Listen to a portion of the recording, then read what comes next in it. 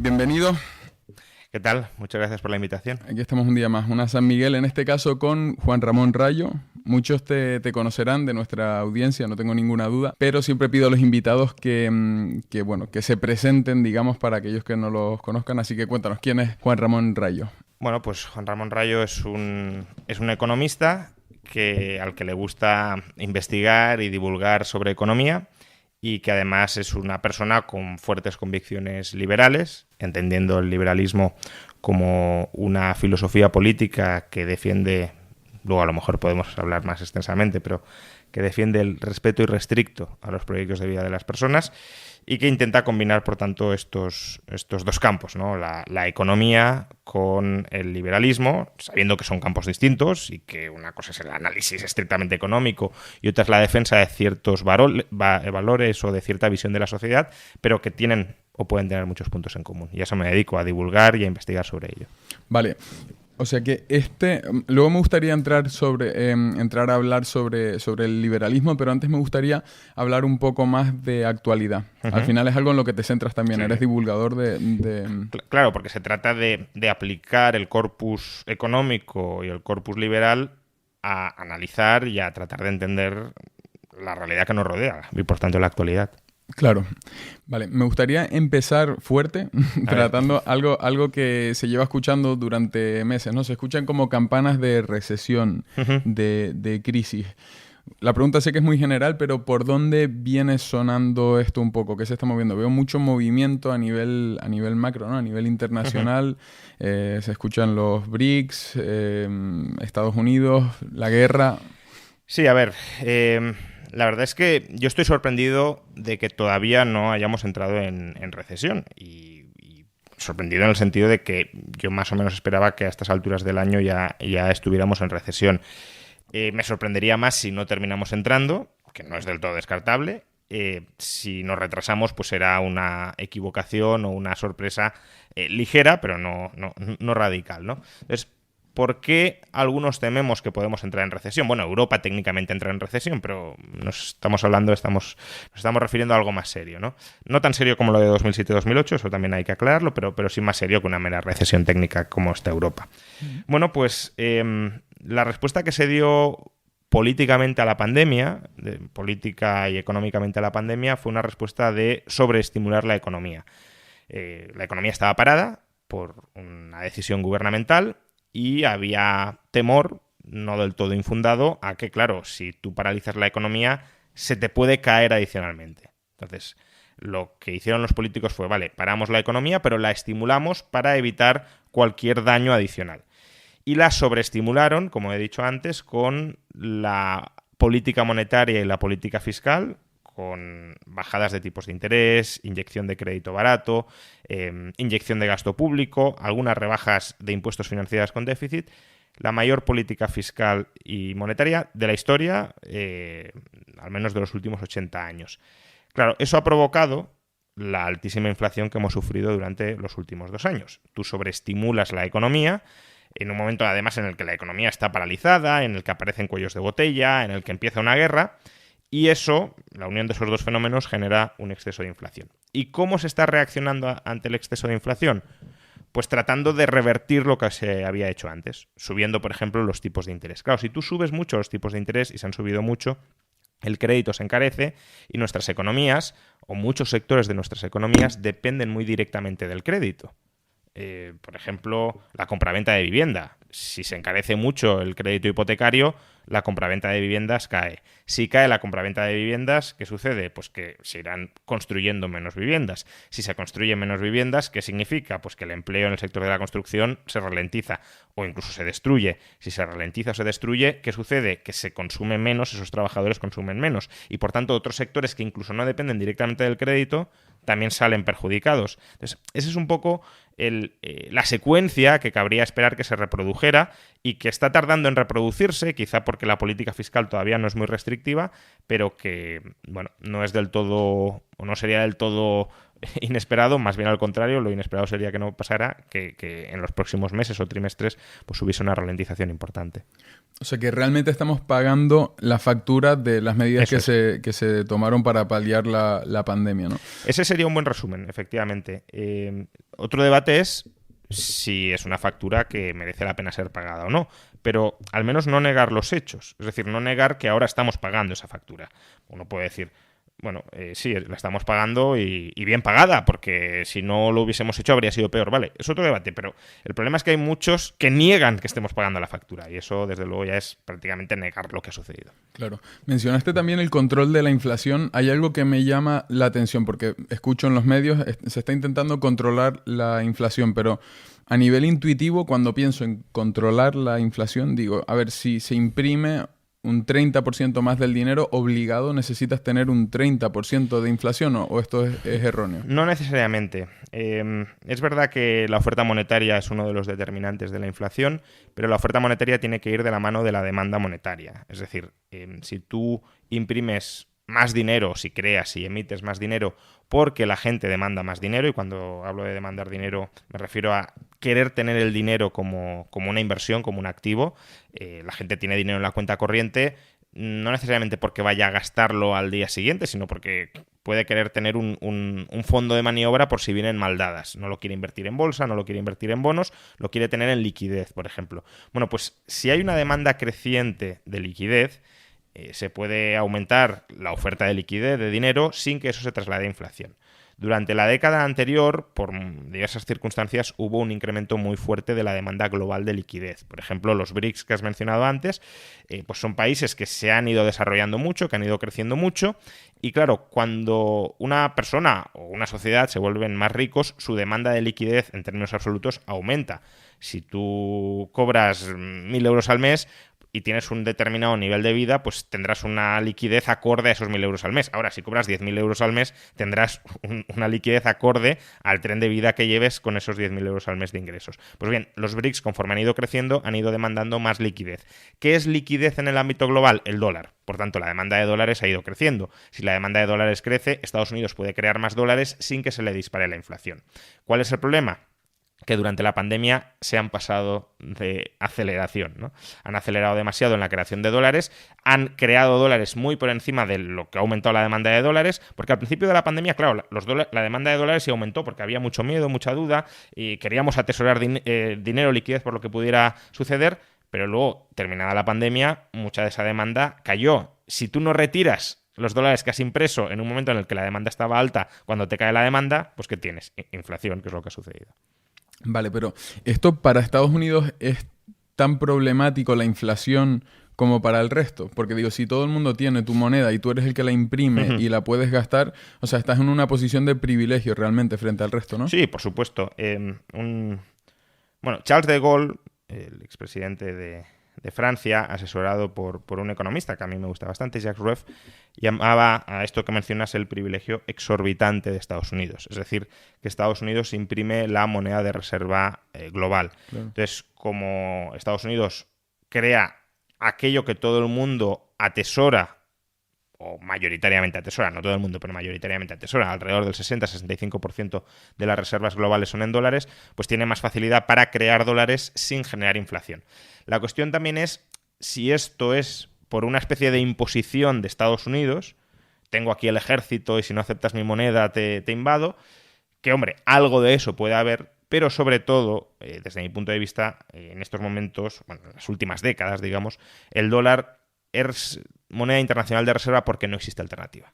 Es decir, no existe una moneda que digas, pues vamos a reemplazar el dólar por esta moneda internacional de reserva.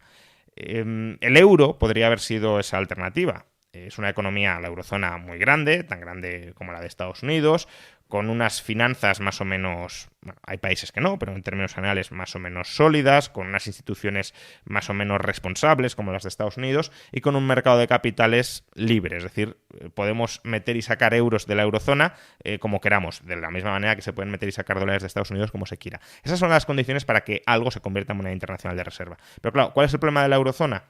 Que siempre tiene un riesgo existencial detrás, qué pasa si se rompe el euro, si España sale, si Grecia sale. Y aún así el euro tiene como 20, 25, 30% de la demanda mundial de reserva, que no es poco, pero claro, no es el dólar. Y mientras no haya una alternativa al dólar como tal, pues si tú quieres atesorar liquidez global, miras al dólar, sí o sí. Claro, porque ¿se ve amenazada realmente esta posición a medio largo plazo? Hombre, porque esto ha cambiado a lo largo de la historia. Antes era la libra esterlina, libra, efectivamente, ¿verdad? Sí. Claro, la libra con el Imperio Británico, pues era la moneda internacional de reserva, también vinculada al dólar, ¿no? Al oro, perdón. El oro en realidad era la moneda internacional y todas las monedas nacionales eran convertibles al oro. Pero como título convertible en oro más prestigioso y más utilizado efectivamente era la libra dentro del Imperio Británico. Cuando el Imperio Británico entró en declive, se descompuso, el dólar, sobre todo tras la Segunda Guerra Mundial, reemplazó a la libra como moneda internacional de reserva. Por tanto, ¿esto puede cambiar en el futuro? Claro que puede cambiar en el futuro, pero tampoco pensemos que es tan sencillo que cambie en el futuro, porque la libra entró en declive porque existía el dólar. Y el dólar sí era una buena alternativa a la libra. Ahora mismo, insisto, no se ve ninguna alternativa clara. Podemos pensar en el yuan con la emergencia de China y no es descartable que en el, yo diría, largo plazo, no en el medio, pero en el largo plazo pueda haber un reemplazo del yuan por el dólar. Pero para ello, por ejemplo, China tendría que renunciar a los controles de capitales que impone al yuan. Porque claro, si yo quiero tener una moneda de reserva que sea perfectamente convertible, si yo tengo yuanes en China y no me dejan sacarlos, o yo los tengo fuera y no me dejan meterlos, al menos salvo en las condiciones que me dicta el Estado chino, pues eso no hace. Es como si fuéramos a un banco y no, es que no puedes sacar el dinero, no lo puedes volver a meter cuando a ti te interese, sino en las condiciones en las que yo te diga. Pues no utilizaríamos ese banco. Pues aquí un poco más o menos lo mismo. Ahora, si China termina liberalizando su mercado de capitales, que ya veremos, de momento no parece que lo quiera hacer, pero quizá en el futuro lo haga, y su tamaño económico sigue creciendo, mejora su calidad institucional, se convierte ya es un socio comercial muy potente de buena parte del mundo, ahí sí el yuan podría ser, claro, una alternativa al dólar. Vale, luego, he escuchado últimamente también que algunos países, juraría que los del BRICS, creo que querían volver a respaldar la moneda con oro. Esto... ¿qué efectos crees que tendría? Porque supongo que contra la inflación, o sea, es una medida contra la inflación descontrolada. ¿Quién fue Nixon el que...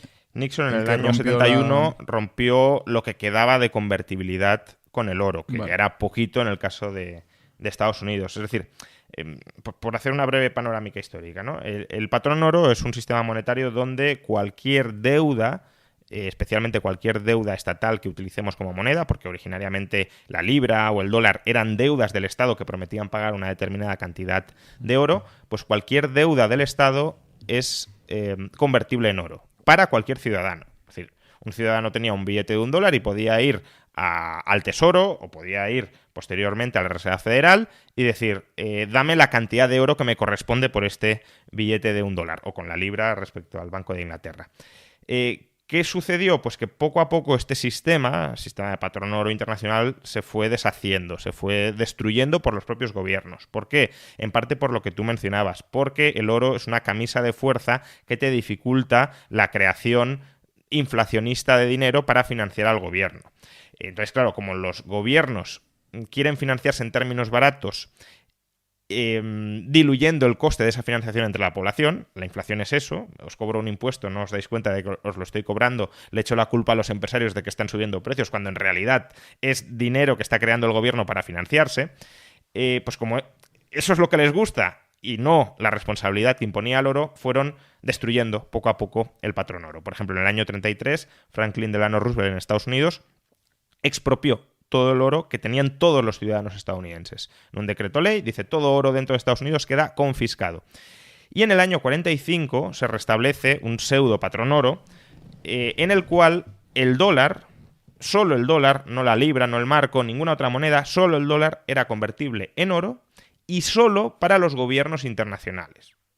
Para los distintos gobiernos internacionales. Es decir, que un estadounidense tenía dólares, iba a la Reserva Federal y no le daban nada. Tenía que ser el gobierno de Francia quien dijera, oye, que tengo muchos dólares, dame oro. Y de hecho es lo que hizo el gobierno de Francia con Charles de Gaulle, que lo he mencionado antes, y eso es lo que provocó la ruptura de Bretton Woods, porque Estados Unidos creó muchos dólares, muchos más de los que podía pagar en oro. Francia dijo, no me fío de ti, estás creando muchos dólares, me debes mucho oro, no lo tienes, empieza a dármelo. Y ahí fue cuando Nixon dijo, pues, bueno, suspendemos la convertibilidad con el oro. Bueno, después de este discurso histórico, lo que preguntabas, ¿no? Algunos BRICS se están planteando, bueno, no ha sido una comunicación oficial, es algo que se viene rumoreando desde hace muchos años, que puede tener cierto sentido, porque si uno mira el proceso de acumulación de oro que tiene pues, el Banco Central de Rusia o el Banco Central de China, efectivamente se ha producido una acumulación de oro. No sabemos si para respaldar oficialmente su moneda en oro o simplemente como activo de reserva por lo que pueda pasar. Hemos visto, por ejemplo, que Rusia tenía reservas en euros y en dólares. ¿Qué ha sucedido con la guerra? Pues que se las han, bueno, suspendido temporalmente, expropiado probablemente en última instancia. Entonces, claro, ¿en qué acumulas? Si tú eres un estado potencialmente problemático o rival de Estados Unidos, ¿en qué acumulas tu liquidez internacional? Como decíamos antes, ¿en dólares? Claro, pero es que si la acumulas en dólares, Estados Unidos te puede decir, no, te lo quito. De modo que si tú quieres armar ruido o incluso invadir países, como ha hecho Rusia, y no quieres, por tanto, depender de Estados Unidos o no quieres darle financiación a Estados Unidos, la alternativa es tener oro, porque el oro no es el pasivo de nadie, no es la deuda de nadie. Entonces, si tú custodias el oro, claro, si te lo custodian otros también te lo pueden quitar, pero si lo custodias tú, por mucho que diga Estados Unidos, tú tienes liquidez internacional.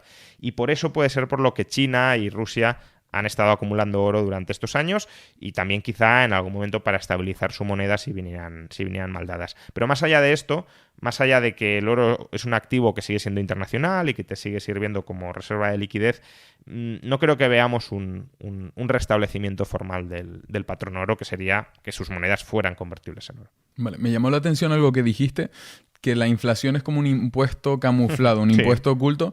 ¿Esto viene dado porque no se ajustan otro tipo, o sea, los impuestos variables al mismo nivel que la inflación?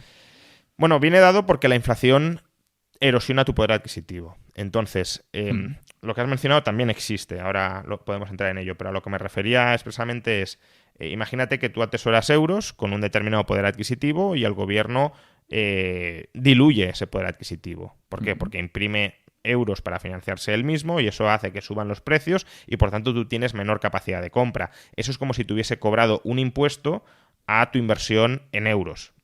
Tengo 100 euros y ahora tienen la capacidad adquisitiva de 90 euros antes. Es como si me hubiesen cobrado un impuesto del 10% que ha servido para financiar al gobierno, no lo olvidemos. Entonces, es por eso que eso es un impuesto sobre el dinero. Esto ya lo decía, por cierto, un escolástico español del siglo XVI-XVII, Juan de Mariana, que denunciaba justamente que la inflación era un impuesto sobre la moneda que cobraba el rey sin pasar por las Cortes y por tanto estaba cobrando un impuesto de manera ilegítima, porque para subir impuestos había que pasar por las Cortes y aquí estaba cobrando impuestos informalmente sin pasar por las Cortes. No, pues aquí lo mismo también, ¿eh? Friedman decía que la inflación es un impuesto sin legislación. Nos han subido a todos los impuestos, pero no lo ha aprobado el Parlamento. Ningún político se ha retratado en el Parlamento diciendo voy a subir los impuestos a todo el mundo, ya no a los ricos, como suelen decir con bastante populismo, sino a todo el mundo, porque a todo el mundo se le ha diluido el poder adquisitivo.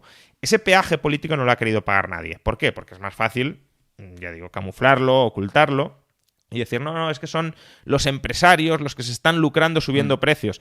Como diciendo, yo soy el bueno, yo que he creado la inflación soy el bueno. Y ellos, que lo que están haciendo es protegiéndose de la inflación porque les han subido los costes y repercuten la subida de costes a los precios, son los malos. En periodos inflacionistas el tendero siempre es el malo, porque es la cara visible de la subida de precios. Tú lo que mencionabas, que efectivamente también es otro fenómeno, más escandaloso, o bueno, adicionalmente escandaloso al anterior, es que no es solo que nuestro poder adquisitivo haya caído, sino que si de alguna manera hemos conseguido reducir algo el impacto de la inflación sobre nuestro poder adquisitivo, por ejemplo, si nuestros salarios en términos nominales han subido algo, no tanto como la inflación, pero un poquito, esa subida de nuestros ingresos nominales en impuestos que sean progresivos, es decir, que paguen proporcionalmente más aquellos que más ingresan, claro, nosotros en términos nominales estamos ingresando más. Es como si nos hubiésemos vuelto más ricos. Pero no somos más ricos porque los precios han subido más. Pero a efectos del IRPF o de los impuestos progresivos, Claro. Tributaremos en escalones más altos y pagaremos proporcionalmente más impuestos como si proporcionalmente nos hubiésemos vuelto más ricos. Por tanto, pagamos impuestos sobre el impuesto de la inflación. ¿Cuánto hace que no se ajusta el IRPF? Desde 2008. 2008. Es decir, estamos hablando de 15 años de no deflactación de la tarifa del IRPF. Esto tendría que hacerse todos los años de manera automática. Las pensiones. Claro. Las pensiones suben todos los años de manera automática. Es verdad que hubo unos años en los que se desindexó, pero yo creo que de manera bastante irresponsable, es otro tema, pero los políticos han decidido que las pensiones se indexen automáticamente al IPC. Bueno, ¿por qué no indexan automáticamente el IRPF al IPC? Si es lo mismo. Claro. Es decir, si nuestra capacidad económica va variando en función de la inflación, tendrías que variar tanto los tramos del IRPF en función de la inflación, las bases imponibles vinculadas a los tramos y también los beneficios fiscales del IRPF, porque si, imagínate, una deducción de 1.000 euros, claro, no es lo mismo 1.000 euros en 2008 que 1.000 euros hoy. Entonces, has bajado el importe de esa deducción por la inflación que se ha acumulado y que tú no has deflactado esa deducción al alza. Ahora, pues esa deducción de 1.000 euros en 2008 debería ser de 1.200 o de 1.300 hoy para que fuera equivalente a la de 2008. Pero no se ha hecho. Y eso ha supuesto una subida de impuestos brutal sobre todos los ciudadanos. Porque ni siquiera puedes decir, no, es que esto lo sufren más los ricos. Lo sufre todo el mundo.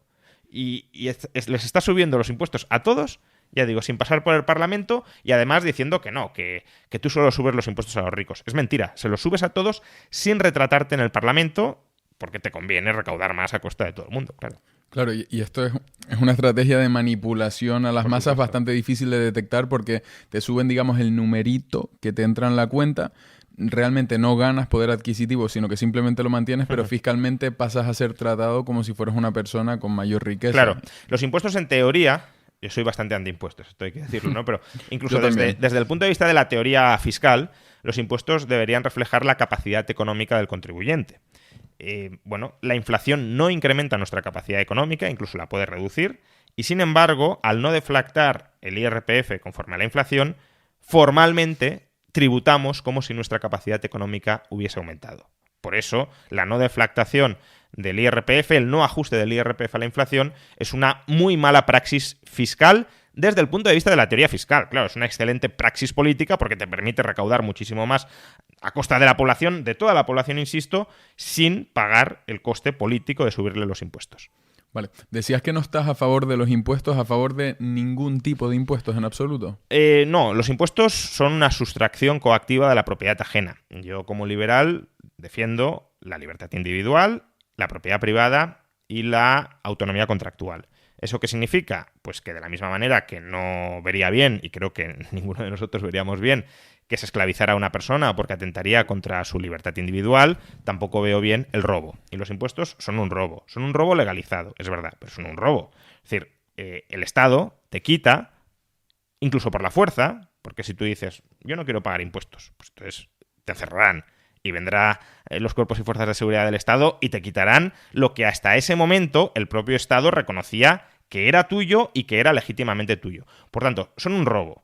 Son un robo, insisto, legalizado. Es verdad, el Estado dice, no, yo prohíbo el robo entre personas privadas, y hace bien, menos mal, pero legalizo el robo del sector público hacia personas privadas. Y, por tanto, yo moralmente, como liberal, no puedo apoyar eso. Y por tanto, todos los impuestos me parecen mal. Otra cosa es que haya ciertos impuestos que sean, quizá, digámoslo así, inevitables, al menos a día de hoy, porque si el Estado es un mal, que es un mal, pero es un mal quizá inevitable, eso es una duda que tengo, pero creo que es una duda bastante razonable.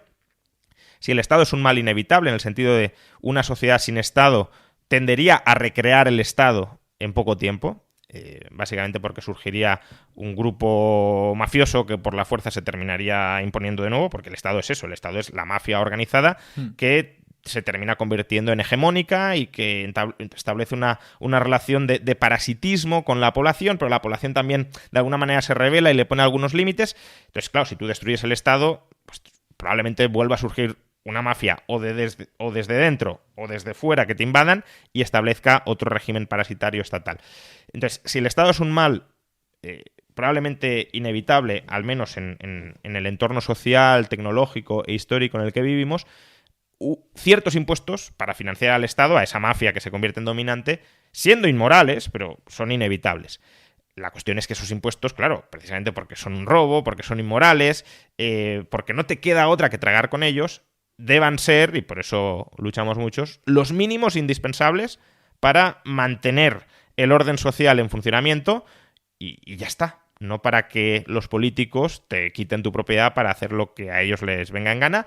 Los políticos o las masas de la población. Quiero decir, aunque el 51% quiera esclavizarte o quiera quitarte lo que es tuyo, no debería tener el derecho a hacerlo. Estos impuestos que dirías que serían indispensables para un mantenimiento, serían impuestos que no variarían en función de tus circunstancias personales, entiendo, en ningún caso, ¿no? Bueno, eso ya es más un tema de teoría fiscal. Yo la progresividad de los impuestos tampoco la veo necesariamente mala, siempre y cuando estemos hablando de tipos fiscales muy bajos. Es decir, claro, si tú me dices, no, es que el tipo marginal más alto es el 6%, y hay progresividad porque los primeros tramos no pagan nada, los siguientes un 1, un 2, bueno, pues sí, hay progresividad, incluso progresividad bastante intensa en términos relativos, pero los tipos marginales máximos no son confiscatorios, como lo son en la actualidad, porque, el término confiscatorio es muy subjetivo, pero claro, si estamos hablando de que en algunas regiones de España el marginal máximo supera el 50%, solo el IRPF, porque luego se pagan otros impuestos, claro, que a ti, por cada euro adicional que ganes a partir de ciertos umbrales, te quiten más de la mitad. Si no llamamos a eso confiscatorio, pues entonces, no sé, confiscatorio ya es un término que pierde mucho de su significado. Entonces, bueno, si estamos hablando de tipos marginales progresivos pero muy bajos, puede tener sentido. Es decir, que las personas que más estén ingresando y que por tanto quizá estén haciendo, también habría que verlo, pero quizá estén haciendo un mayor uso de algunos de los servicios que en ese caso proporciona el Estado, por ejemplo, servicios de seguridad, paguen proporcionalmente más, puede tener cierto sentido, sobre todo si hay otros impuestos. Claro, si solo hubiera un impuesto, pues a lo mejor proporcional tendría más sentido. Pero tú imagínate que tenemos IRPF e IVA. El IVA es un impuesto que puede tener componentes regresivos, no necesariamente, pero puede tenerlos. Es decir, es un impuesto que pagamos sobre el consumo. Si consumimos relativamente más, cuanta menos renta tenemos, pues al final termina pagando más impuestos sobre su renta el más pobre. Entonces, si hay impuestos que pueden tener una carga regresiva, tiene sentido que haya otros que tengan un componente más progresivo para que el conjunto del sistema fiscal tienda hacia la proporcionalidad. Vale, un Estado que de forma sistemática eleva en exceso sus impuestos, ¿hacia dónde tiende? Porque supongo que entra en un bucle, en un círculo vicioso, al final que, bueno, pues se escapa el capital, suben más los impuestos a la clase media, se va apretando y se estrecha y al final es como un embudo, ¿no? ¿Hacia qué tiende? Bueno, esa es una posibilidad, desde luego. Es decir, que el Estado termine expulsando a los generadores de riqueza, y generadores de riqueza no son simplemente los ricos, puede ser personal cualificado. Si tú tienes un tipo marginal máximo muy alto, pues está claro que no vas a traer muchísimo talento muy bien pagado en el país, o que te va a ser más complicado atraerlo, porque si tú tienes, no sé, si en Estados Unidos antes de Obama, por ejemplo, el tipo marginal máximo estaba en el 35%.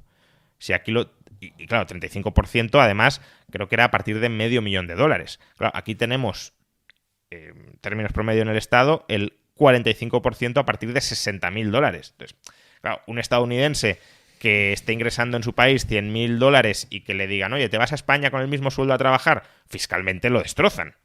Entonces, claro, si tú tienes una estructura impositiva muy sangrante sobre los ciudadanos, pues expulsarás capital financiero, expulsarás capital humano, no generarás tanto capital tecnológico, porque el capital tecnológico es la mezcla del capital financiero y del capital humano, y por tanto serás un país con menor capacidad de crecimiento. esto es cierto que hay que ponerlo en contexto con otros factores. Por ejemplo, la calidad institucional, al margen de los impuestos, también pesa mucho a la hora de atraer, retener y generar talento. Entonces, muchas veces se pone a los países nórdicos como referencia porque son sociedades con impuestos altos, tampoco mucho más altos que los que tenemos aquí, porque a veces parece como, no, es que en Suecia, en Dinamarca, tienen impuestos altísimos y funcionan bien. Tienen impuestos más altos que en España, pero no desproporcionadamente más altos, y además los tienen distribuidos de tal manera que en España los consideraríamos inaceptables. Por ejemplo, Dinamarca. Dinamarca, una de sus fuentes principales de ingresos es el IVA. Dinamarca tiene un tipo general único. No hay tipo reducido ni superreducido del IVA del 25%. Claro, ¿queremos ser Dinamarca? Vale, pues un tipo del IVA único del 25% sobre todo. Porque además en España hay productos que están exentos de IVA, que no están sujetos al IVA, ¿no? O, por ejemplo, en Dinamarca no existen cotizaciones sociales a la seguridad social. En Dinamarca las pensiones se financian con impuestos, con IRPF. Entonces, claro, el IRPF sí es bastante más alto que en España, pero porque no pagan cotizaciones sociales.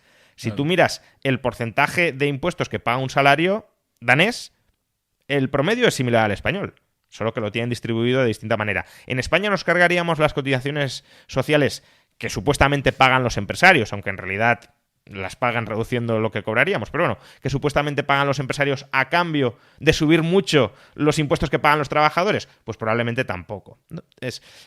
O Dinamarca, Suecia, tienen impuestos sobre sociedades más bajos que en España. Entonces, claro, sí, tienen más impuestos, correcto, pero los tienen distribuidos de tal manera, no tienen impuestos sobre patrimonio, como tenemos en España. Suecia no tiene impuestos sobre sucesiones. Entonces, los tienen distribuidos de tal manera que intentan no destrozar la generación de riqueza. De alguna manera es como si nos dijeran a los trabajadores, os vamos a cobrar muchísimo en impuestos para que consumáis o para que tengáis acceso a una buena educación pública, a una buena sanidad pública, a unas buenas pensiones públicas, pero no vamos a cobraros impuestos para dirigir el resto de la economía. Yo también soy crítico con ese modelo, porque prefiero que la gente pueda escoger su educación, su sanidad, sus pensiones, pero tengamos en cuenta que no es lo mismo que te cobren impuestos para esto, porque de alguna manera eres un consumidor cautivo, que te cobren impuestos para generar una red de empresas públicas subsidiadas por el Estado, o sea, que operen a pérdidas y que las pérdidas las cubran los ciudadanos, o para hacer política industrial de manera muy activista, te damos subvenciones a ti para que promuevas este modelo de negocio o este otro. Eso es lo verdaderamente devastador. Lo otro, cobrar impuestos altos para tener educación, sanidad, etcétera, reduce la libertad de elección de las personas, es cierto, por lo que decía, porque no puedes escoger la escuela a la que vas, el centro sanitario al que vas, el modo en el que construyes tu jubilación, pero no se mete tanto en el funcionamiento de la economía. A mí es que me parece un poco absurdo muchas veces cuando se ponen a comparar los políticos, ¿no? Se les escucha, ¿no? Poniendo como modelo a seguir países del norte de Europa. Yo digo, es que no tiene sentido porque un modelo fiscal y económico tiene una parte muy subjetiva también. Tienes que aplicarlo a una población y el mismo modelo, de la misma forma, por las mismas personas e instituciones, no funcionaría igual. Porque al final la forma de ser de los españoles también es diferente, es muy diferente. O sea, el nivel de si puedo me escaqueo, la picaresca, no funciona así. Claro, a ver, aspirar a tener sociedades... digamos, se suele hablar de capital social, ¿no? Para referirnos a la confianza que tienen las personas entre sí, al respeto que tienen al cumplimiento de las normas, a que no haya que poner, digamos, a un policía en cada puerta para garantizar que se cumpla la ley. Si se cumple la ley de manera espontánea, porque la hemos interiorizado, sobre todo si la ley es justa, ¿no? Es decir, si es ley que respeta a otras personas, pues todo eso hace que una sociedad obviamente funcione mejor. Y los países nórdicos tienen mucho capital social y eso contribuye también a que crezcan al margen de cuál sea su sistema fiscal. Pero yo creo que tiene sentido que aspiremos a ser sociedades donde el capital social, donde el respeto a las normas justas y la honorabilidad y la ausencia de corrupción tenga un papel tan destacado como en las sociedades nórdicas. Pero es cierto que, claro, tú no puedes transponer directamente marcos legislativos que funcionan más o menos bien porque existe ese capital social o esas instituciones informales, en una sociedad donde eso no sucede, ¿no? Hay una anécdota histórica sobre esto que creo que es muy, muy elocuente, ¿no? y que de alguna manera resume perfectamente lo que estaba señalando. Kemal Atatürk fue el padre de la nueva Turquía. Quería secularizar Turquía y volverla a un país europeo y occidental al uso. Y Kemal Atatürk, una de las decisiones así más llamativas que tomó fue coger el Código Civil de Suiza y aplicarlo tal cual en Turquía. Claro, ¿tú conviertes a Turquía en Suiza por el hecho de copiar las normas suizas? Claro. Obviamente no. Claro. Bien. Que oye, que probablemente mejor normas así que no a lo mejor lo que tenían antes. Pero no esperes milagros de eso, obviamente. Claro, al final es algo, creo que necesitas, para poder aplicar ese modelo, necesitas una base de educación muy, muy fuerte, muy sólida. Que si no has hecho esa inversión en recursos, en tiempo, en capital, en lo que sea, es complicado primero, ¿no? Sí, educación o... Yo hablaría más bien de cultura, ¿no? Porque es verdad que a la cultura puedes llegar a través de educación, pero va más allá, ¿no? Porque tú puedes tener una sociedad poco educada, pero que tenga una cultura moral, por ejemplo, muy sólida, con, pues eso, respetamos al prójimo, respetamos su libertad, su propiedad. Aunque yo no entienda mucho de filosofía política o de filosofía moral, no necesito entender o tener grandes conocimientos sobre ello para haber interiorizado lo básico para que una sociedad funcione. Entonces, más que educación, yo hablaría de cultura, porque además la educación, según cómo la orientes, puede alejarte de esos marcos culturales funcionales. Es decir, el wokismo, por ejemplo, en Estados Unidos se da entre élites ilustradas, muy bien educadas. No estamos hablando de gente analfabeta, entre comillas, sino todo lo contrario. Y esa educación es una educación, digamos, disfuncional para una sociedad que conviva en armonía, porque es una educación o son unos valores adquiridos a través de la educación que lo que promueve de alguna manera es el conflicto social institucionalizado. Vamos a crear colectivos que consideramos que estructuralmente están enfrentados y vamos a avivar ese enfrentamiento para aniquilar a aquellos grupos a los que supuestamente les atribuimos un privilegio social frente a los demás. Y esa es una visión, ya digo, de cómo es y cómo ha de ser la sociedad, que te conduce, por sus propias premisas, al enfrentamiento continuado. Y eso, por tanto, te lleva a una sociedad, ya digo, pues lo vemos en Francia, lo vemos en Estados Unidos, en muchos casos, disfuncional. Y eso es fruto también de la educación o de una mala educación. Entonces, claro, no toda educación tiene por qué conducir a una cultura funcional o que promueva la convivencia, la coexistencia pacífica, la armonía dentro de una sociedad. Pero desde luego sí hace falta cultura, y cultura alineada con valores que permitan el florecimiento de este tipo de sociedades libres y prósperas. Vale, y hablando de sociedades libres, me gustaría saber cómo sería tu enfoque desde un punto de vista liberalista o liberal del funcionamiento de la sociedad como tal, porque creo que con un enfoque liberal te encuentras al final con un montón de incógnitas, de puntos en los que es difícil tomar una decisión. Por ejemplo, yo considero que sin ser muy estudioso del tema, sin entender demasiado, considero que soy una persona bastante liberal de por sí, bueno. Es mi forma de ser. Y por ejemplo, hace poco estaba haciendo un curso de recuperación de puntos en la autoescuela y me encontraba con el instructor en continuo debate. Digamos, yo le decía, pero a ver, si yo quiero ir sin el casco en la moto, ¿por qué no puedo ir sin el casco en la moto? Es mi vida, es mi protección. Y él me decía, ya, pero es que si tienes un accidente, eso le cuesta mucho dinero a la sanidad pública. Y yo decía, claro, y la persona que se mete un gramo de cocaína cada fin de semana o el que come en McDonald's todas las noches, yo también puedo, eso es un coste también de mis impuestos. Y era como continuamente en ese balance entre lo que es las libertades, el coste social, etcétera. Sí, el punto que traes es muy bueno. Es muy bueno porque hasta cierto punto los dos tenéis razón. Claro. Es decir, una vez tenemos un sistema de sanidad público cuyo coste está socializado entre la población, tu salud se convierte en algo que me afecta. Claro, si la sanidad es privada, en el sentido de tú te pagas tu sanidad, tú con tus ahorros, con tu seguro, también con redes de asistencia mutua, no de filantropía, sino de ayuda mutua entre personas, pero fundamentalmente ahorro y seguros, tú eres responsable de las decisiones que tomas. Que tú quieres ir sin casco, tienes un accidente y te cuesta mucho más la factura sanitaria, pues haberte puesto casco. Pero claro, si tenemos un sistema de sanidad pública donde el coste del tratamiento porque hayas tenido un accidente sin casco lo hemos de pagar todos, lo que a ti te pase, más allá de que me pueda preocupar, obviamente, humanamente, de que si tienes un accidente sin casco puedas fallecer o puedas tener secuelas muy importantes, pero más allá de eso, aunque me diera absolutamente igual que te pasara, se convierte en algo que a mí me afecta porque me va a tocar pagar más. Pero claro, entonces ya nos metemos en regular la vida de las personas. Claro. Pero en regularla hasta extremos, pues, potencialmente totales. Porque, bueno, lo del casco, bueno, dices, no, es que también es una intervención para protegerte. Vale, ¿y qué pasa con las drogas? Hay liberales que se oponen no es mi caso, a despenalizar las drogas, argumentando que, claro, mientras la sanidad sea pública, si tú consumes drogas, eso es un coste para todos. Vale, pero entonces también podemos decir que tener hijos puede ser un coste, habría que sacar el saldo neto, pero incluso hasta ese punto, ¿no? Porque imaginemos que el saldo neto de tener hijos para la sanidad pública fuera negativo. Entonces, ¿tendríamos que restringir tener hijos? ¿O qué pasa con las personas que practican deportes de riesgo? También deberíamos restringírselo. ¿O qué pasa con las personas que tienen coche?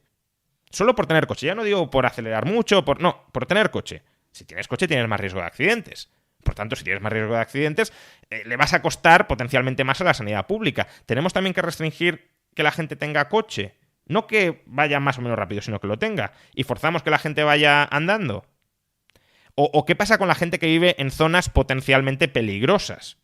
¿Deberíamos cobrarles más impuestos porque nos pueden suponer un coste más alto? Entonces, el argumento de, claro, si yo voy sin casco, eso te afecta a ti fiscalmente, es cierto, pero démonos cuenta de que es muy peligroso que empecemos a hacer ese tipo de argumentos, porque entonces terminamos controlando cada uno de los aspectos de la vida de las personas, porque cada una de las decisiones que tomen va a tener una repercusión sobre su estado de salud y, por tanto, sobre la factura que va a implicar al sistema sanitario. Y ahí la solución no es mantener la socialización de la sanidad y dar cancha libre a que cualquiera haga lo que quiera, porque eso también es un comportamiento muy, muy disfuncional. La cuestión es avanzar en la desocialización de los costes sanitarios y, por tanto, que algo tan básico para el liberalismo que es libertad con responsabilidad, es decir, eres libre de hacer lo que quieras, pero te responsabilices de las consecuencias de lo que hagas, eso verdaderamente sucede en sociedad. Y quien dice, por cierto, la sanidad, también dice la educación. Es exactamente lo mismo. No sé si recordarás, por ejemplo, en la anterior crisis económica, 2007-2008, hubo muchos jóvenes españoles que, precisamente porque no había empleo en España, se marchaban al extranjero a buscar cualquier oportunidad. Y uno de los argumentos políticos que se hacía, que en parte tenía razón, pero es que si lo pensamos bien es un argumento tan problemático, era, bueno, es que esta gente la hemos formado aquí, la hemos educado en nuestras universidades y ahora se va fuera y va a contribuir a generar riqueza fuera de España. Claro, pero entonces, ¿qué me estás diciendo? ¿Que esta gente son como tu ganado por el hecho de que les hayas pagado la educación? ¿Que se tienen que quedar en el país a vivir y a trabajar aquí porque como les has pagado los estudios, tienen una deuda contigo y han de generar riqueza aquí y han de pagar impuestos aquí? Entonces, ¿les estás formando para que vivan una vida plena donde quieran vivirla o les estás formando para que sean mano de obra cualificada dentro de tu país? Pero claro, yo también entiendo el punto del contribuyente que diga, hombre, pero es que si vamos aquí pagando la educación y se van fuera, pues entonces nos estamos descapitalizando. De nuevo, ahí la solución pasa por desestatalizar y desocializar la educación. Claro, es lo mismo que lo que pasa con los youtubers, un poco, que esa crítica social que se les hace de egoísmo, claro. O sea, para mí no tiene ningún sentido. O sea, la culpa será del Estado que no te da las condiciones adecuadas, no solo para que se queden los tuyos, sino para que puedan venir los demás también a pagar impuestos en tu país, porque no todo es no todo es la población que se te va, también deberían venir si haces las cosas bien y tienes un entorno atractivo, ¿no? Claro, no, cuando se marchó Ferrovial, pues fue algo muy impactante, ¿no? Que una de las grandes empresas españolas decida irse, pero también debería ser impactante que ese movimiento no se haya producido nunca a la inversa, es decir, que una gran empresa extranjera diga, oye, yo voy a fijar mi sede social en España porque creo que es un entorno muy atractivo, etc. Entonces, eso claro que debería hacernos reflexionar sobre qué tipo de país o de marco institucional que atrae o que más bien repele inversiones tenemos, ¿no? Pero en el caso de los youtubers, efectivamente, al final hay como una visión de que esta gente, por el hecho de que haya nacido en España, es propiedad del Estado español. Y que además, si el Estado español les ha pagado la educación, incluso si han podido conducir por sus carreteras, ¿no? Se llegó a decir pues que todo eso tienen que pagarlo de por vida, además, porque muy probablemente si alguno de esos youtubers ha estado tributando algunos años en España, que la inmensa mayoría lo han hecho, ya ha cubierto con creces todo lo que el Estado les hubiese podido dar. Pero es que además se nos dice, o al menos ese es el argumento, que el Estado no te lo da esperando nada a cambio, porque claro, si no sería como un empresario avaricioso y malévolo, sino que te lo da desinteresadamente. Te lo da desinteresadamente, pero cuando te marchas ya dice, no, pero yo aquí te he dado y quedan cuentas pendientes por saldar. Por tanto, no es desinteresadamente. El Estado está utilizando los recursos. Al final es la analogía con el ganado que he planteado antes. El Estado está utilizando recursos para criar y engordar al ganado, para tener más recursos y para seguir criando y engordando más ganado. Y si se le escapa alguna oveja, pues entonces intenta utilizar los perros guardianes para evitar que la oveja se descarríe y se vaya a otras partes, se quede libre o se vaya con otros pastores. Y es así. Y claro, se nos intenta vender que no, que el pastor en verdad es desinteresado, que se preocupa por las ovejas, no por lo que son, o no por el beneficio que pueda sacar de ellas, sino por su propio bienestar, pero en realidad no es así. Sabemos que no es así. Claro, has mencionado varias veces la educación. ¿Cómo sería la educación en un Estado liberal?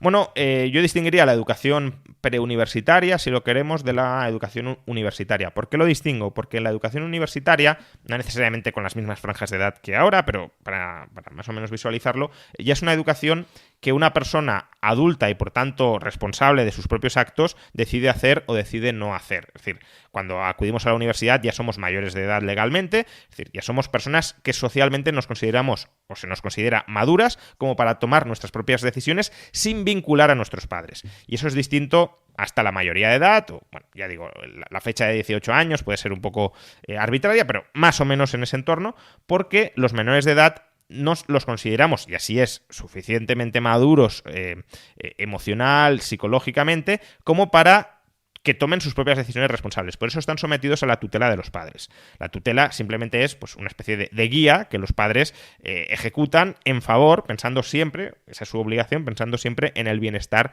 de su tutelado, del menor.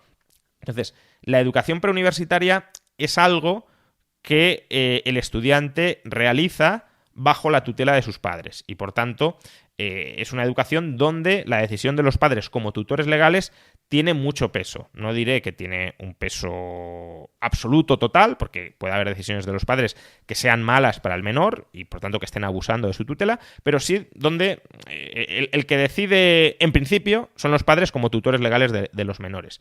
Y ahí los padres tienen una obligación hacia el hijo y una de las obligaciones que tienen es educar al hijo, no encerrarlo en un cuarto y mantenerlo en el analfabetismo. Eso sería una violación de sus obligaciones de tutela, como lo sería no darle alimentos a un hijo. Está la obligación de alimentos y está la obligación de proporcionar educación. Ahora, dentro del cumplimiento de esa obligación de proporcionar educación, los márgenes deberían ser muchísimo más amplios que los que existen hoy. Es decir, hoy el sistema educativo preuniversitario, también el universitario, luego hablaremos si te parece, pero el preuniversitario está completamente planificado por las autoridades educativas, incluso los colegios privados. Los colegios privados se tienen que someter a las normativas estatales o autonómicas donde se les impone, por ejemplo, los planes de estudio. Y fíjate que todos los políticos están obsesionados con controlar los planes de estudio.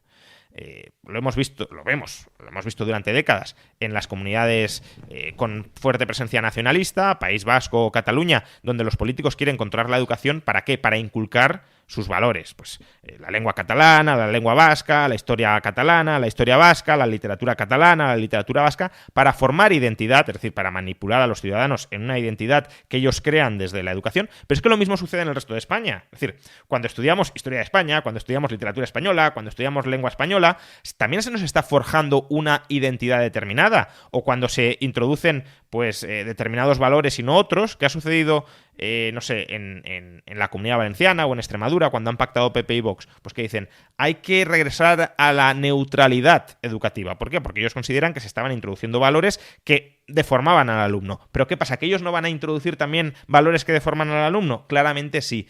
Por tanto, los políticos están obsesionados con controlar la educación. ¿Por qué? Porque la educación forma a los ciudadanos del futuro. Y cuando decimos forma, también podemos decir de forma a los ciudadanos del futuro. Porque si tú controlas la educación, los puedes manipular, no digo al 100%, pero los puedes orientar manipuladamente hacia la dirección que tú busques.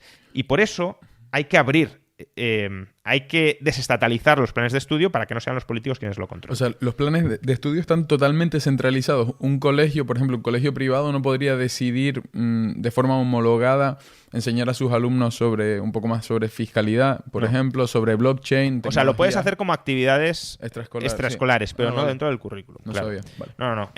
Y además el contenido de lo que se imparte también está arreglado. Es decir, no puedes, no sé, no puedes decir, no, en Historia de España vamos a enseñar no sé, o una interpretación absolutamente contraria de la historia de España, contraria a los cánones establecidos, o incluso episodios de la historia de España que no son los reglados. Porque además, piensa que todo esto también te conduce a pruebas de selectividad. La selectividad es un mecanismo, de nuevo, a través de la cual centralizar conocimientos. Porque si todo el mundo se tiene que examinar de un canon, pues por necesidad vas a tener que enseñar ese canon, no puedes enseñar otras cosas. No puedes decir, no, yo me da igual lo que se imparta o lo que te examinen en la selectividad.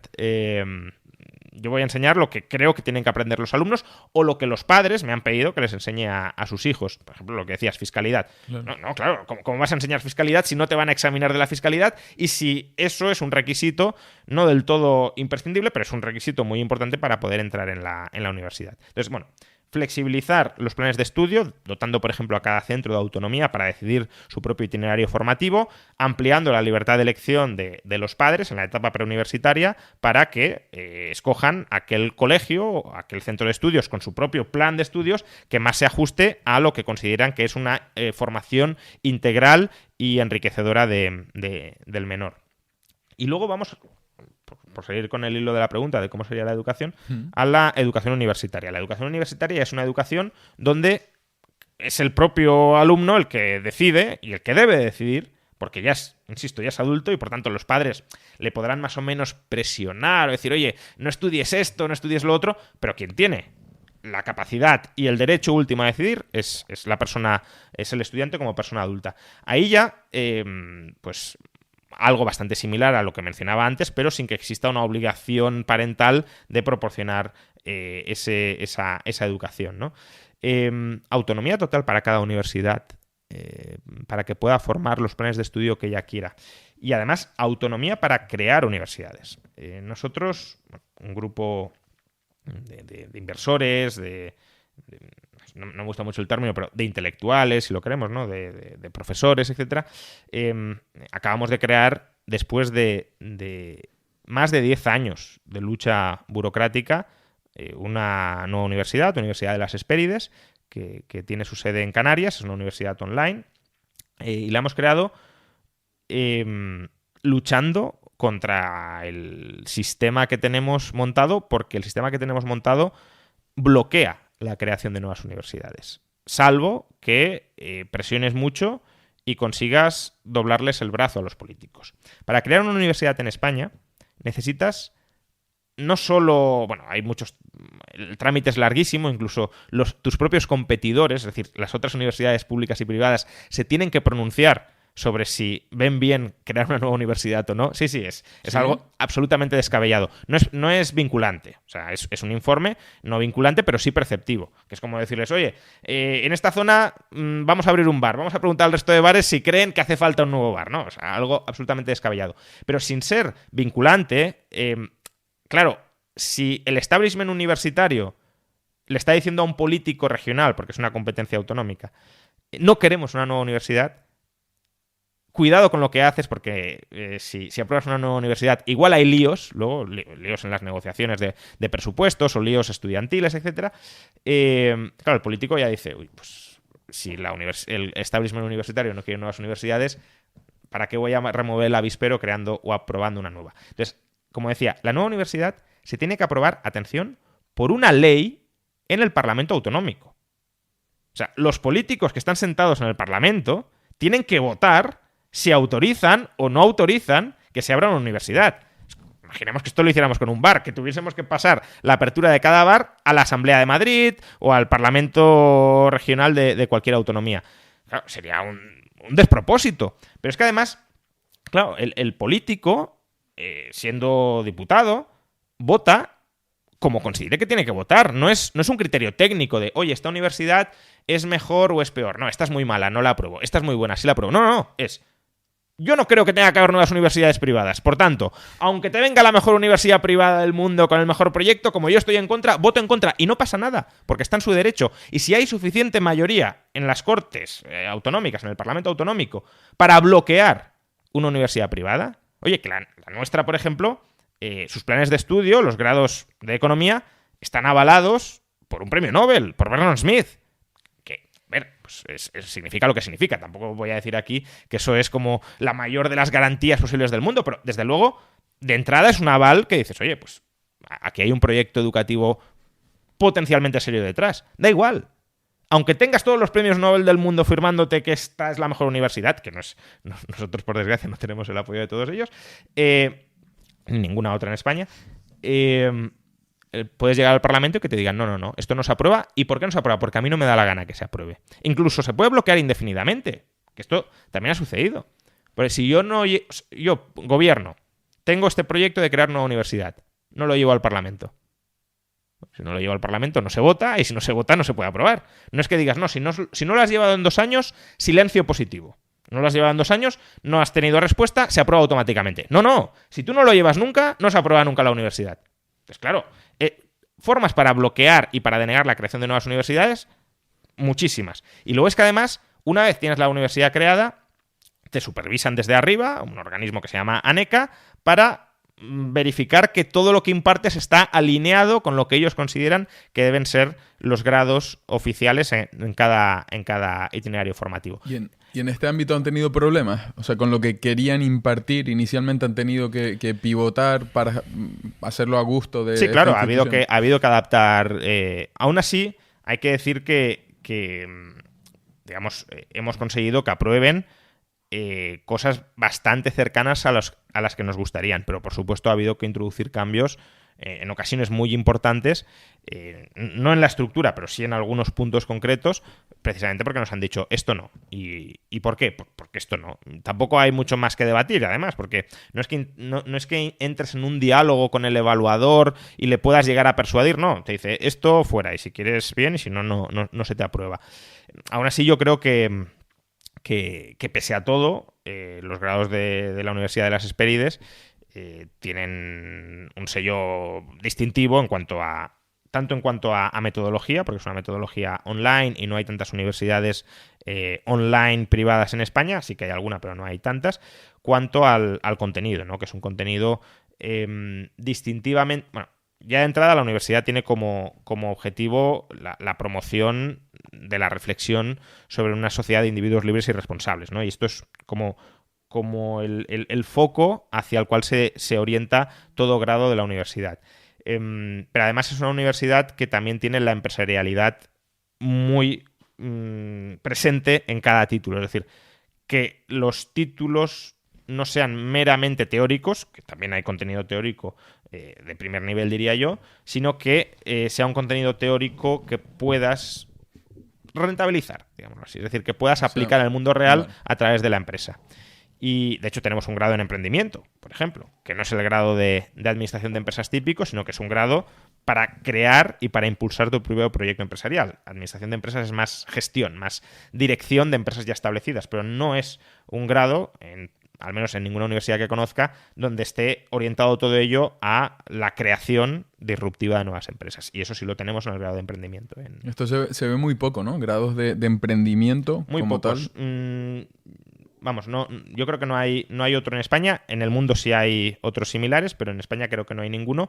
Y es una pena porque, claro, una cosa, como decía, es el camino de la gerencia, de la gestión, de la administración, de una organización burocratizada que ya esté constituida, que eso sería administración de empresas, y otra es, oye, yo quiero crear mi propia empresa y quiero ser yo el empresario, quiero ser el dueño y el promotor y el controlador último de este negocio. No es que yo esté a las órdenes de pues, un consejo de administración o incluso de una asamblea de accionistas que me diga esto es lo que tienes que hacer, estas son las líneas rojas. No, soy yo el que me compongo toda la empresa y toda la historia de la empresa. Y cómo afrontar eso en un mercado cada vez más disruptivo, pues es algo que nos enseña y que es clave, absolutamente clave. Sí, no tiene nada que ver. Lo que es la fase de creación con luego las gestiones, que son universos totalmente diferentes. Creación y crecimiento, ¿no? Claro. Y expansión. Y luego incluso la gestión, siendo tú el dueño, no es lo mismo que siendo un empleado de la organización. Claro. Nada que ver. Y luego, otra cosa que antes de terminar el podcast, que nos queda poco tiempo, quería preguntarte, viendo las tendencias que se ven actualmente, ¿cómo ves el futuro de España en términos generales? Tanto a medio como un poco ya... Pero ¿futuro en qué sentido? Porque... Sí, futuro a nivel económico. O sea, con todo lo que está pasando. O sea, yo creo que tengo la impresión de que los próximos 15, 20 años van a ser muy locos. O sea, desde que yo nací, por ejemplo, ya considero que he vivido la etapa con mayores cambios de toda la historia, pero la disrupción que viene a todos los niveles... Bueno, claro. Es que, a ver, aquí yo distinguiría temas que puedan ser más globales o generales de los temas más específicos de España. Pues la inteligencia artificial, por ejemplo, claro, nos puede afectar de maneras imprevisibles o a lo mejor previsibles desconcertantemente, pero sí puede ser una disrupción como nunca hayamos visto en la historia según cómo esta evolucione. Pero claro, eso no es algo específico de España, es claro. qué va a pasar con la sociedad tal cual la conocemos, sea española o sea sí, no totalmente, española, ¿no? Eso es claro. otro tipo de cambios. Sí. Ya de cuestiones más específicas de España, pues... Sí, España, economía. Claro. Digamos. A ver, mencionabas, los últimos 20 años han sido años... Bueno, los últimos 20 años, y esto que para tenerlo también presente, son 20 años en los que la productividad en la economía española ha estado estancada, no hemos mejorado nuestra productividad y la productividad es clave si queremos vivir mejor. Solo hay dos formas de prosperar. O trabajas más horas o la riqueza que generas por hora la incrementas. Entonces, yo creo que todos aspiramos a trabajar menos horas, claro, pero ser más ricos por hora trabajada. Bueno, eso es la productividad. Pero ha estado estancada los estancada, últimos 20 totalmente años. Estancada, totalmente. A pesar de los avances tecnológicos. Totalmente estancada. Es decir, la midas como la midas, ¿eh? Si la mides por producto por trabajador ha estado estancada y si la mides como productividad total de los factores, que es pues la parte de la productividad que no podemos explicar por acumulación de factores productivos, también ha estado estancada. Entonces, claro, España, ¿por qué ha crecido durante los últimos 20 años? Porque se han incorporado muchos más trabajadores al mercado laboral. Claro.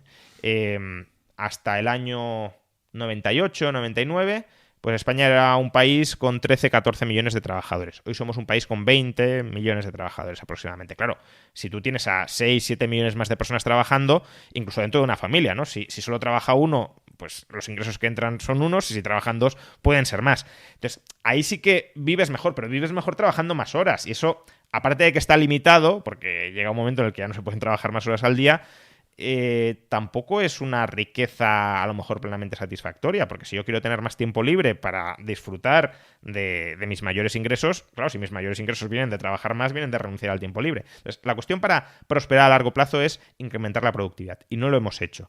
Es más, la renta per cápita de España, no la productividad, sino el ingreso medio por persona, está ahora al mismo nivel que en el año 2007. Por tanto, son 16 años en los que, en términos promedio, la gente no vive mejor en España. Tampoco peor. Que habrá gente que viva peor. Pero digo, en términos promedio, ni mejor ni peor. Hemos estado estancados. Italia lleva así desde hace 30 años. Claro, ¿hay riesgo de que España se italianice? Pues vamos por ese camino, claro que sí. Es decir, por un camino donde la productividad no aumenta, donde ya no tienes margen para seguir aumentando la renta per cápita, trabajando más horas o trabajando más personas, y por tanto estás estancado. Y sociedades estancadas son sociedades donde se genera frustración, porque son sociedades de juego de suma cero. Una persona solo puede mejorar si otra empeora. Si el tamaño de la tarta está dado, si yo tengo más porciones porque tú tienes menos. Claro. Y claro, si yo solo mejoro, si otro empeora, todo el mundo quiere pisar al otro, se generan conflictos distributivos muy importantes. Oye, que yo he empeorado y tú has mejorado, pues como has mejorado a mi costa, me tienes que dar parte de tu mejora. Se suben impuestos, se lastra todavía más la economía, lo que hablábamos antes, y se entra en un círculo vicioso muy, muy peligroso. Entonces yo creo que la clave está en intentar relanzar la productividad. ¿Qué hay que hacer para relanzar la productividad? No es algo sencillo, pero por un lado hay un problema muy serio con el tamaño de las empresas en España. Las empresas son muy pequeñas y las empresas pequeñas tienen una capacidad limitada para mejorar la productividad, por economías de escala, capacidad para apostar por la I+D, etcétera, y también capacidad para internacionalizarse. Una empresa pequeña lo tiene más complicado.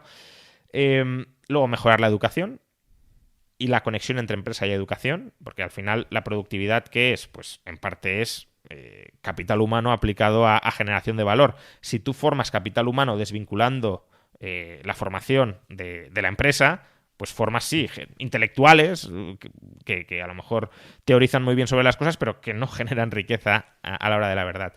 Y luego también desarrollar mercados de capitales, mercados financieros más sofisticados en España. Es decir, en Estados Unidos la mayor parte de la financiación las empresas la obtienen no a través de los bancos, sino pues financiándose en bolsa o en los mercados de bonos. En España eso no funciona. Para las muy grandes empresas sí, pero para las empresas medianas no funciona. Y ya no digamos para las pequeñas empresas. Entonces, claro, una innovación empresarial que aumente la productividad es capital humano con financiación mezclado en un proyecto que crezca, y para eso necesitas tener un marco que permita el crecimiento de empresas y que por tanto escale esa innovación multiplicando sus efectos de mejora de productividad sobre todo el país. Eso es lo que no tenemos en España. Ese ecosistema no lo tenemos en España. Y mientras no lo tengamos, y claro, si tú vas subiendo impuestos, vas metiendo más regulaciones, mantienes la educación desvinculada de la empresa, atrofias los mercados de capitales, mantienes a las empresas en un tamaño diminuto o incluso alabas que seamos un país de pymes y que está muy bien que sigamos siendo pymes o microempresas, pues se te mantiene estancada la productividad y eso a largo plazo es muy negativo. Claro, y estos proyectos de los que hablabas que requieren venture capital, ¿no? Claro, para crecer, al final acaban yéndose a otros mercados donde tienen los ecosistemas mucho más favorables y mucho más con el auge de Internet.